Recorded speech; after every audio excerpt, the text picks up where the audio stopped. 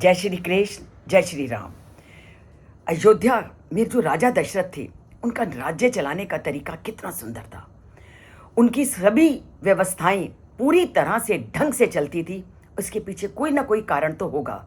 कोई भी व्यवस्था, कोई भी राज्य तभी अच्छी तरह से चल सकता है, तभी सभी प्रकार की सुख समृद्धि प्राप्त कर सकती है, अगर राजा प्रजा का पूरी तरह से ध्यान रखा हो।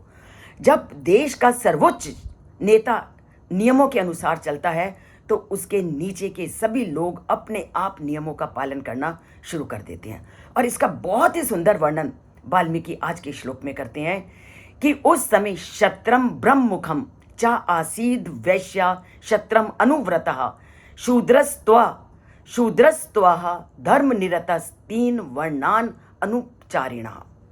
अब हम अच्छी तरह से जानते हैं कि हमारा समाज प्राचीन काल से 4 वर्णों में बटा हुआ है, ब्राह्मण, वैश्य, शूद्र इत्यादि सब।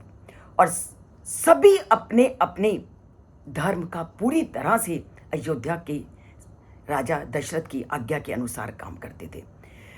जो ब्राह्मण पूरी तरह से अपने काम में लगा हुआ था, क्षत्रिय पूरी तरह से अपने क्षत्रिय धर्म को निभाता था, वैश्य अपने व्यापार में लगा था, और शूद्र भी अपने धर्म को निभाने में पूरी तरह से व्यस्त था। अब सबसे बड़ा कारण क्या है कि जब एक दल दूसरे दल के कहे अनुसार चलता है, तो समाज कभी भी अव्यवस्थित नहीं होता।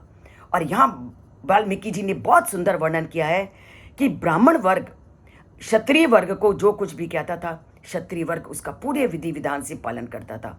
और क्षत्रिय वर्ग जो कुछ भी वैश्य वर्ग को कहता था, तो वैश्य वर्ग उसका पूरी तरह से पालन करता था। और ठीक उसी प्रकार शूद्र वैश्य धर्म का पालन करते थे।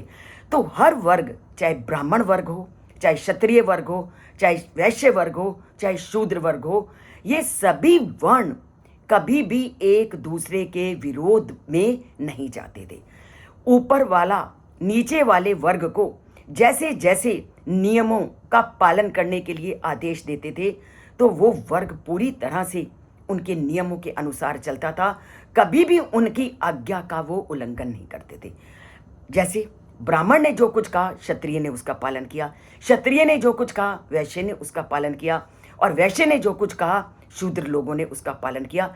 और ये केवल ऊपर से नीचे तक की स्थिति नहीं थी, नीचे से ऊपर की स्थिति भी ठीक ऐसे चलती थी कि शूद्र लोगों को अगर कोई समस्या होती थी, तो वैश्य उनकी उन समस्या को समझते थे, उसका निराकरण करते थे। इसी प्रकार नीचे से ऊपर वाले भी एक दूसरे की समस्याओं को समझते हुए पूरे विधि विधान से राज्यपाल को चलाते थे।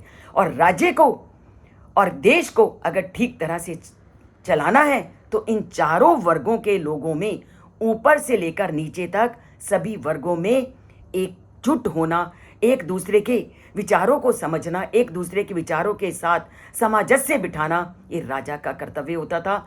बड़े दल का छोटे दल को समझाना होता था। और ये पूरी व्यवस्था जो अयोध्या के राजा दशरथ जानते थे, इसलिए वो चारों वर्गों में एक पूरी तरह से सामंजस्य मिलाकर चलते थे। और ये क्या देते हैं हमें सीख? आज भी हमें ऐसे वातावरण की आवश्यकता है। हमें ऊंच और नीच के भेद को मिटाना है, और समाज में एक ऐसा वातावरण लाना है कि ये भेद की दीवार कभी भी हम दोनों के विचारों को भेद ना सके। हमने आपस के विचारों में इतना सामंजस्य लाना है कि ऊंच और नीच की जो दीवार है, वो हमारे अंदर वैर और विरोध को उत्पन्न ना कर सके। सीखिए रामायण से कैसे जीना है, कैसे जीवन को चलाना है, तो समाज क्या है, एक आदर्श लोगों के सामने बनेगा। और चलाते हैं, इस सीख को अपने जीवन में लाते हैं, राममय जीवन को बनाते हैं, इस चैनल से जुड़ते हैं, जय श्री राम बोलते हैं, चैनल से नाता जोड़ते हैं।